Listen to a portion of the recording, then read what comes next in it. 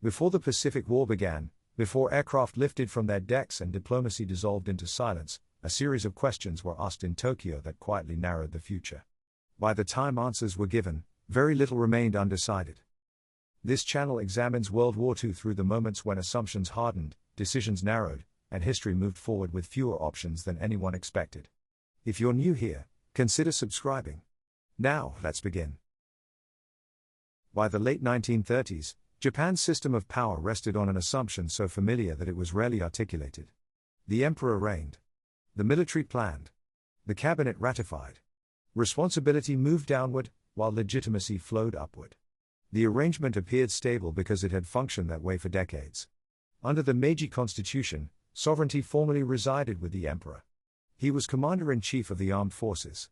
All declarations of war, peace, and treaty obligations required his sanction. Yet the daily operation of the state followed a different rhythm. Generals and admirals drafted plans. Ministries negotiated budgets and resources. Cabinets debated policy within boundaries already defined by military necessity. This division created an image that suited everyone involved. The emperor stood above politics. The armed services operated with autonomy. Civilian officials mediated between them. Decisions emerged as collective outcomes rather than individual choices. Over time, this arrangement hardened into convention. Imperial conferences became ceremonial endpoints rather than arenas of debate. By the time a proposal reached the emperor, it had already passed through layers of institutional filtering. Silence signaled assent. Assent conferred legitimacy. This was not unique to Japan. Many modern states function through similar abstractions. What made Japan's case distinct was the degree to which symbolism substituted for accountability. Authority was diffuse. Responsibility was procedural. Outcomes belonged to the system. By the early stages of the war in China, this assumption remained intact. The emperor was informed. The emperor approved. The military executed.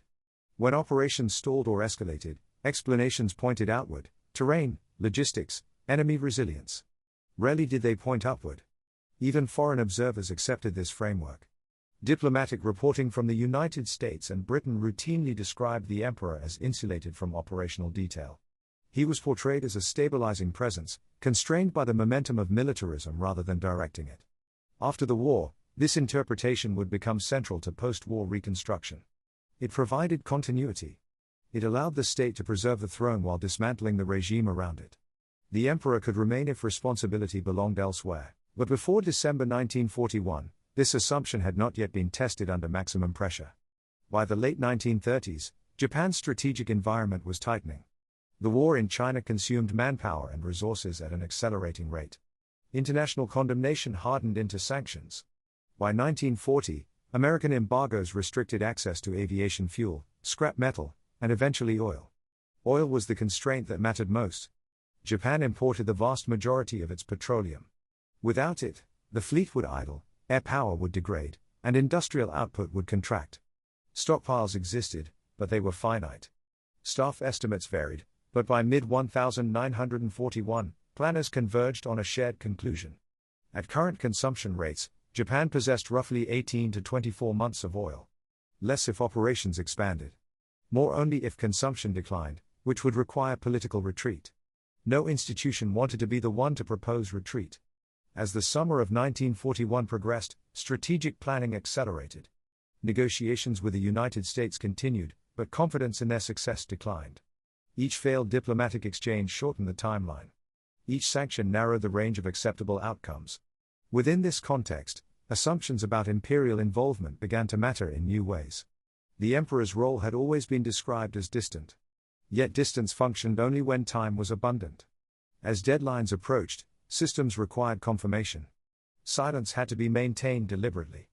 By September 1941, military planners began presenting scenarios not as abstract possibilities, but as sequences with dates attached.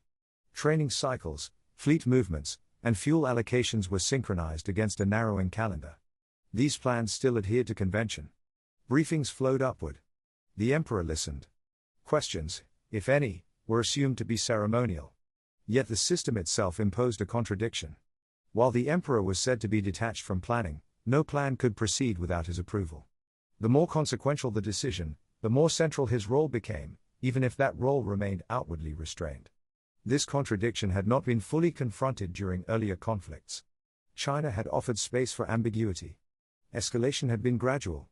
Objectives could be adjusted without a single irreversible decision point. War with the United States offered no such flexibility. A strike against American forces would represent a decisive break. It would trigger industrial mobilization on a scale Japan could not match. It would transform a regional conflict into a global one.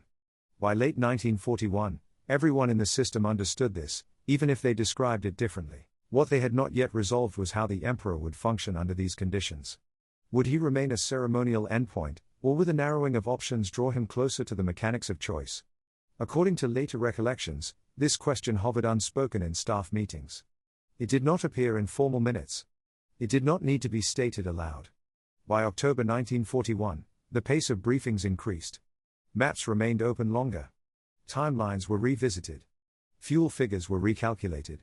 Language shifted from contingency to preparation. The assumption still held. The emperor would be informed. The emperor would assent. The machinery would move. What no longer held was the luxury of distance.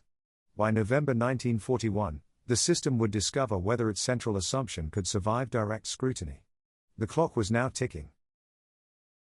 Japan's system of decision-making did not collapse into war through chaos. It moved through structure. The process was formal, hierarchical, and slow by design. That slowness had once been a safeguard. By 1941, it became a trap. At the center of this machinery stood the Imperial Conference. These gatherings were not debating chambers in the Western sense. They were endpoints. By the time a matter reached the conference table, it had already been filtered, reconciled, and narrowed through weeks or months of staff coordination. Army and Navy planners developed their positions separately, often competitively. Civilian ministers weighed economic and diplomatic implications. Disagreements were resolved in advance, or deferred until consensus could be manufactured. What remained was presented upward as a unified front. This structure existed to protect the emperor from politics. It also protected institutions from responsibility. The emperor, under this system, did not vote. He did not issue instructions during deliberation. Tradition required silence. Silence preserved neutrality. Neutrality preserved legitimacy. When assent was given, it was formal, not dramatic. A nod. A brief acknowledgement. A seal affixed to documents already agreed upon. This was how the system had functioned during earlier expansions in China and Southeast Asia. It was how it was expected to function again. Yet by 1941, the stakes were fundamentally different. A war with the United States could not be contained. It would not allow for gradual escalation or ambiguous objectives. Once begun, it would demand total mobilization and industrial endurance. Japanese planners understood this. Their documents reflected it. Their tone grew increasingly compressed. By mid-1941, planning documents began to converge on a central dilemma. Diplomacy had not failed outright, but it was no longer trusted. Military preparations, once framed as contingency, were now treated as necessity. This shift altered the function of the Imperial Conference itself. It was no longer ratifying policy at leisure. It was synchronizing institutions against a deadline. In this environment, the emperor's role became more consequential, not less. The narrower the options, the more weight his assent carried. Silence no longer meant distance. It meant alignment. According to staff records, briefings grew more detailed as autumn approached. Operational outlines were presented alongside diplomatic summaries. The emperor was not shielded from complexity. He was exposed to it. This exposure did not violate protocol. It fulfilled it. The emperor was entitled to understand the matters placed before him. Understanding, however, created proximity. By September 1941, joint Army-Navy planning reached a critical juncture. The Southern Advance, designed to secure oil and raw materials, risked provoking American intervention. Avoiding that intervention increasingly appeared unrealistic. Staff estimates varied, but the conclusion converged. If war came, it would come quickly. Surprise would be essential. Delay would favor the United States. This was not framed as aggression. It was framed as necessity. Within this logic, the Imperial Conference functioned as a final alignment mechanism. Its purpose was not to ask whether war was desirable, but whether conditions for war had been met. Diplomacy was still officially ongoing. Negotiators in Washington continued exchanges. Proposals were drafted and redrafted. Yet parallel planning assumed failure. This dual-track approach required discipline. Military preparations could not be openly acknowledged without undermining negotiations. Negotiations could not be allowed to delay preparations without risking readiness. The emperor sat at the intersection of these tracks. Post-war testimony and diaries suggest that by this stage, briefings were no longer abstract. Timelines were attached. Consequences were outlined. The possibility of war with the United States was no longer hypothetical. What remained ambiguous was the emperor's posture within this process. Did he merely receive conclusions, or did his presence influence how those conclusions were framed? The structure itself discouraged overt intervention. Any question risked disrupting consensus. Any objection risked exposing institutional division. Silence preserved order. Yet order came at a cost. As assumptions hardened, dissent became procedural noise rather than substantive warning. The system optimized for agreement, not reconsideration. By October 1941, this optimization was visible. Staff discussions focused less on alternatives and more on execution. Training schedules were finalized. Fleet movements were coordinated. Fuel allocations were calculated down to months and weeks. The emperor continued to attend briefings. According to later accounts, he listened attentively.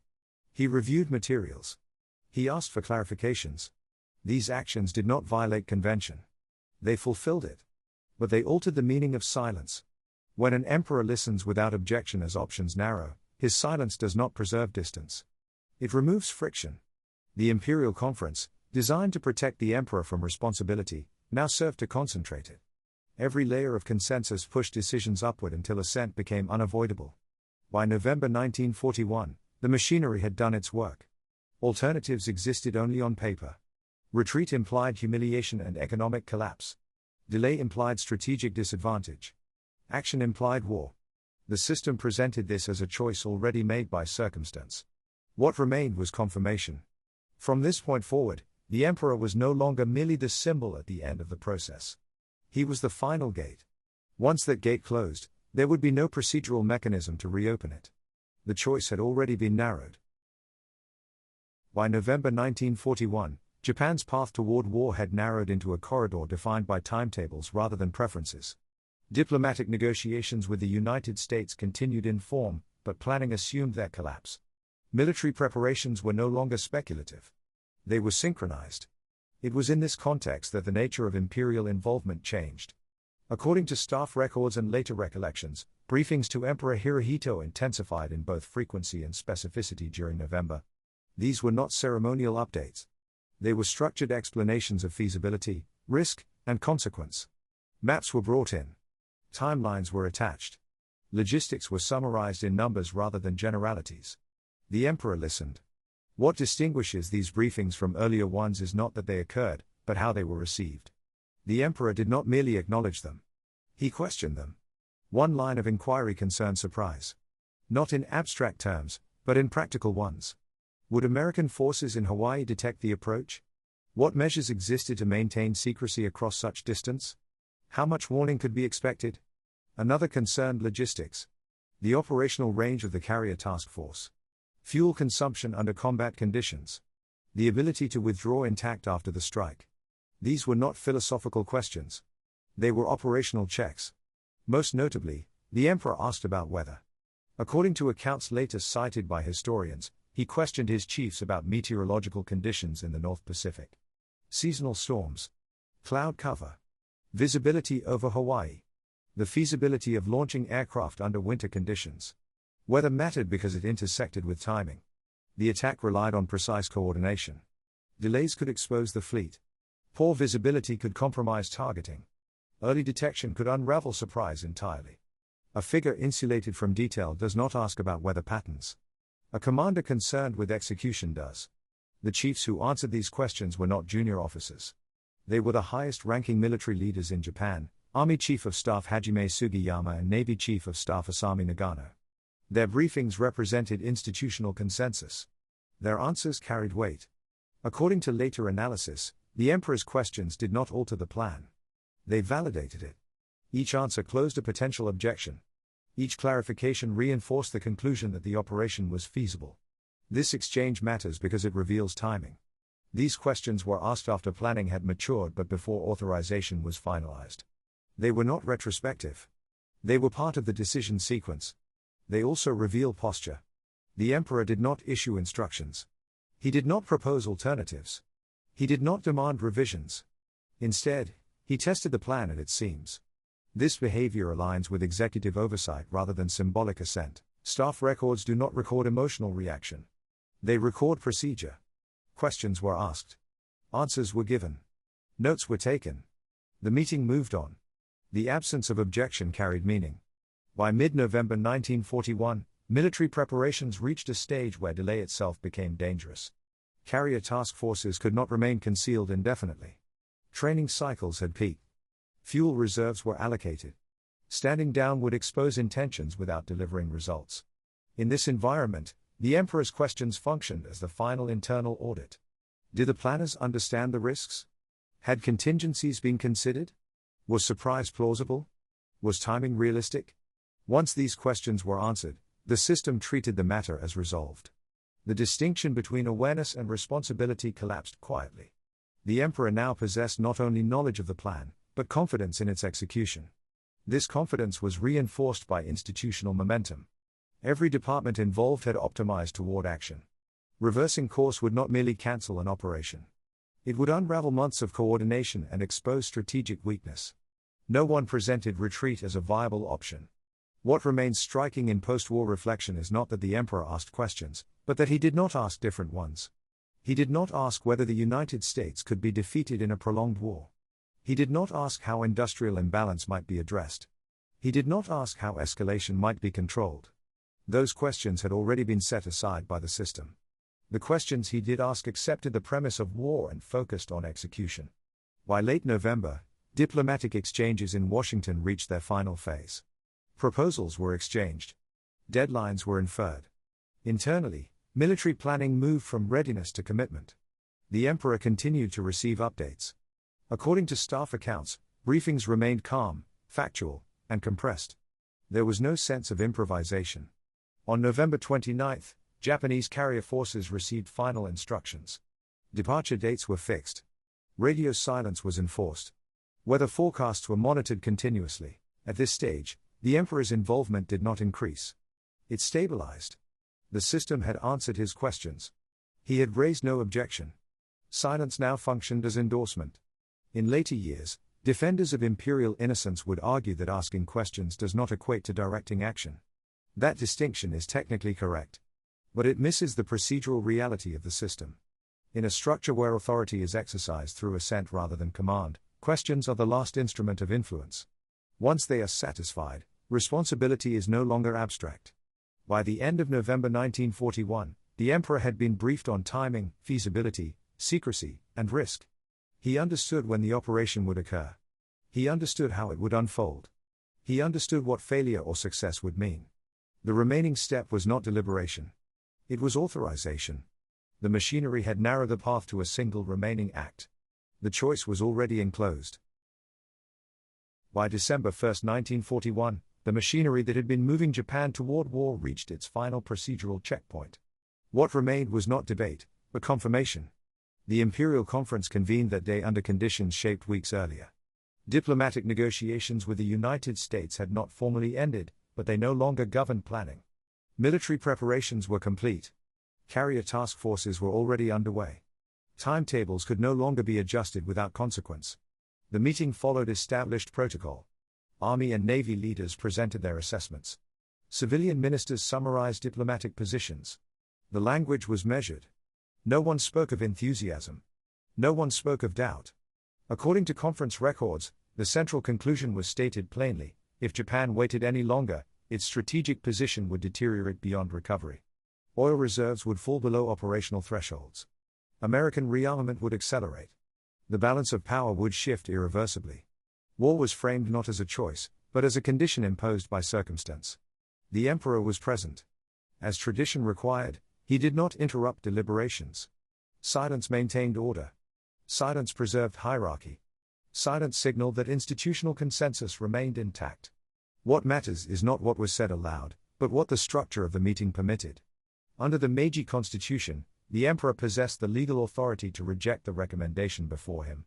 Without his sanction, declarations of war could not be issued. Orders could not be finalized. The operation could not proceed legitimately. This authority was rarely exercised. Its existence, however, was never in doubt. By December 1st, the implications of refusal were understood by everyone in the room. A rejection would not simply halt an operation. It would fracture the system. Months of preparation would be exposed. The credibility of military leadership would collapse. Internal stability would be threatened. The emperor was aware of these stakes.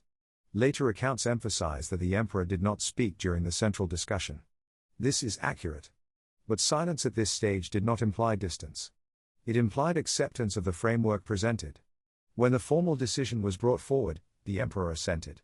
The declaration of war was approved. This moment is often described as ceremonial. It was not. It was procedural. Procedure, in this system, carried force. By affixing his approval, the emperor transformed planning into policy. What had been assumed became authorized. What had been prepared became inevitable. The significance of this act lies not in drama, but in timing. The approval occurred days before the attack on Pearl Harbor. It preceded the first aircraft launch. It preceded the breakdown of diplomatic communication. The emperor did not react to events. He acted before them. Following the conference, orders were transmitted. Diplomatic instructions were finalized. Military commanders proceeded under the assumption that authorization was complete. There was no mechanism to reverse course. In later years, some would argue that the emperor had little practical choice. That refusal would have led to military revolt or constitutional crisis. These arguments address consequence, not process. What the record shows is that the emperor understood what he was approving. He had been briefed on the operation. He had questioned its feasibility. He had been informed of timing. The decision was not made in ignorance. Equally important is what did not occur at the conference. No alternative strategy was proposed. No extended delay was suggested. No conditional approval was issued. The system did not seek flexibility. It sought closure. By December 1st, the emperor's role as a passive endpoint no longer described reality. He was the final authority in a system that had narrowed itself to a single outcome. Once that authority was exercised, responsibility could not be displaced.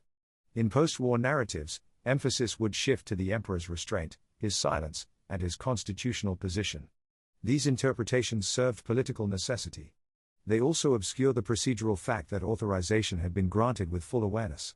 The imperial conference did not force the emperor's hand.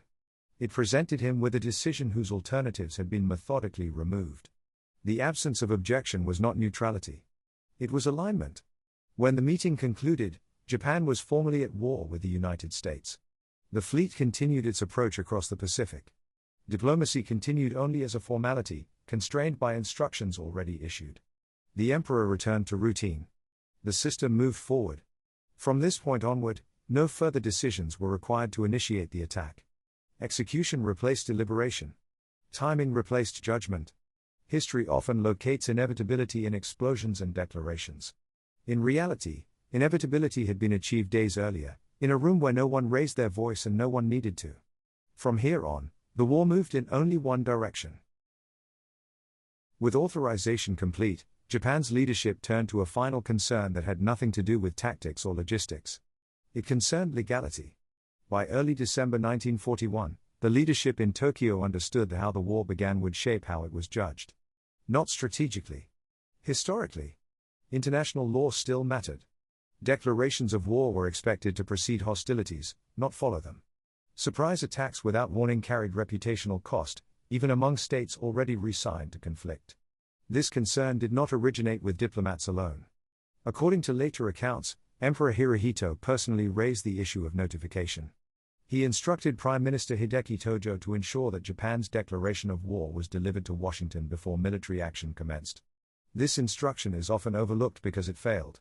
But failure does not negate intent. The fact that the emperor made the request reveals two things. First, he understood precisely when hostilities were scheduled to begin. Second, he understood how those hostilities would appear if notification arrived late. These were not abstract worries. They were procedural. The Japanese Foreign Ministry drafted a 14-part message to be delivered to the United States government. It did not explicitly use the phrase declaration of war, but it was intended to signal the termination of negotiations. The message was encrypted, transmitted, decoded, typed, and scheduled for delivery on December 7, 1941, Washington time. The schedule mattered. The attack on Pearl Harbor was planned to begin shortly after 8 a.m. local time in Hawaii, which corresponded to early afternoon in Washington. For Japan to preserve the appearance of legality, the message needed to be delivered beforehand. This requirement introduced fragility into an already rigid timetable. The Japanese embassy in Washington struggled with the process. Decoding took longer than anticipated. Typing was delayed. Clerical capacity proved insufficient under pressure. As a result, the message was delivered after the attack had already begun. From the American perspective, this sequence confirmed treachery. From the Japanese leadership's perspective, it represented procedural failure. What matters here is not the delay itself, but what it implies about prior knowledge. The emperor's instruction to Tojo demonstrates that he knew the precise relationship between diplomatic messaging and military execution. He was not informed after the fact. He was coordinating legality with timing. This coordination presupposes awareness of the operational schedule. Later defenses would argue that concern for legality suggests moral restraint. That interpretation confuses optics with intention. The emperor did not object to the attack. He objected to how it might be perceived. The distinction is crucial. The effort to deliver the message was not an attempt to prevent war. It was an attempt to frame its opening. This framing aligns with the broader pattern of decision-making already established. Questions had been asked. Feasibility had been tested. Authorization had been granted. Now presentation was being managed. The machinery of consent extended even to how responsibility would later be interpreted. In the hours leading up to the attack, Tokyo maintained silence. Fleet communications were restricted. Radio discipline was enforced. Weather updates continued. There was no reconsideration. When news arrived that the message had been delivered late, it did not trigger reversal or pause. The attack was already underway. There was nothing left to adjust. From this point on, the emperor's involvement receded. Not because his role diminished, but because his function had been completed. Authorization had been given. Timing had been synchronized. Legality had been addressed, even if imperfectly. What followed was execution. In post-war narratives, the delayed message would become a focal point. It allowed for arguments about miscommunication, incompetence, and unintended consequence. These arguments obscure the central fact that the emperor anticipated the problem. He did not ask whether a message should be sent. He asked whether it would arrive on time. That distinction matters. It confirms that by early December 1941, the emperor was operating within the same temporal framework as the military planners. He understood the attack as a scheduled event, not an emergent one. The window for objection had closed. When historians later reconstructed these events, they often separated military planning from diplomatic process. In reality, the two were interlocked. The emperor's instruction bridged them. By the morning of December 7, 1941, all procedural steps had been completed. Authorization, notification, and execution were aligned, even if imperfectly. What remained was consequence. Once the attack occurred, the question would no longer be whether the emperor knew, or whether he authorized, or whether he objected. The question would become how responsibility would be redistributed after defeat. But that reinterpretation lay in the future. At the moment the message arrived late and the bombs fell, the decisions that led to Pearl Harbor were already complete. There was nothing left to decide. When news of the attack reached Tokyo on December 8, 1941, Japan was no longer deciding whether to go to war. It was deciding how to understand what it had just done. Reports arrived in fragments. Initial assessments emphasized surprise achieved, aircraft destroyed, battleships damaged. Details were incomplete, but the operational objective appeared fulfilled. The United States Pacific Fleet had been struck at its base. According to contemporaneous accounts, Emperor Hirohito received the news without visible hesitation. He did not retreat into silence. He did not signal alarm. He appeared in military uniform for meetings that followed, a gesture that was rare and deliberate. Staff later recalled that he praised the Navy's performance, describing the operation as a brilliant success. The language was procedural, not emotional. It acknowledged execution, not consequence. This reaction matters because it confirms continuity. The emperor's posture after the attack aligned with his posture before it. There was no rupture, no visible reassessment. Authorization had been given. Execution had occurred. The result was accepted. The system now shifted from decision-making to justification. Public statements emphasized defense, necessity, and inevitability. Responsibility was diffused across circumstance. Sanctions, encirclement, and resource pressure were cited as causes. The attack was framed as preemptive rather than aggressive. Within Japan, this framing encountered little resistance. The emperor's visible alignment with the operation closed space for dissent. Celebration was restrained, but confidence prevailed. Early successes across Southeast Asia reinforced the belief that the decision had been correct. What was not discussed publicly was scale. The United States did not respond as Japan had anticipated. Industrial mobilization began immediately. Shipyards expanded. Aircraft production surged. What had been assumed to be a disabling blow became a catalyst. This contradiction would take time to register. By mid-1942, the limits of Japan's strategy began to surface. Carrier losses at Midway altered the balance. Extended supply lines strained logistics. Oil shortages returned with greater severity. Internally, reassessment began quietly. Diaries and post-war memoirs reflect growing awareness that the assumptions underpinning the decision for war had been flawed. Surprise had not delivered decisive advantage. Timing had not compensated for disparity. Yet even as these realizations accumulated, the emperor's role remained insulated by narrative. As defeat became likely, emphasis shifted backward. Responsibility was redistributed. Military leaders accepted blame for execution. Civilian officials cited constraint. The emperor's earlier involvement receded into abstraction. After Japan's surrender in August 1945, this reinterpretation hardened into doctrine. Occupation authorities faced a dilemma. Dismantling Japan's militarist system while preserving stability required continuity. The emperor became the linchpin. His image was reframed as symbolic, passive, and removed from operational decisions. This reframing did not require fabrication. It required a mission. Imperial conferences were described as ceremonial. Questions were omitted from public discussion. The emperor's concern for legality was highlighted, while his acceptance of execution was minimized. Over time, this narrative solidified. Textbooks simplified. Public memory adjusted. Responsibility settled elsewhere. Historians, however, continued to revisit the record. Staff minutes, diaries, and testimony revealed a more complex picture. Not of a mastermind issuing orders, but of an authority who engaged, questioned, assented, and endorsed. This distinction matters because it reshapes how causality is understood. The path to Pearl Harbor was not driven by blind momentum alone. It was guided by a system that narrowed options and sought confirmation at its highest level. When confirmation was given, responsibility became inseparable from authority. The emperor did not plan the attack. He did not select the target. He did not command the fleet. But he asked the questions that mattered. He accepted the answers. He authorized the outcome. He endorsed the result. In systems where power is exercised through silence and assent, these acts carry weight. The broader meaning of Pearl Harbor lies not only in its strategic consequences, but in what it reveals about decision-making under constraint.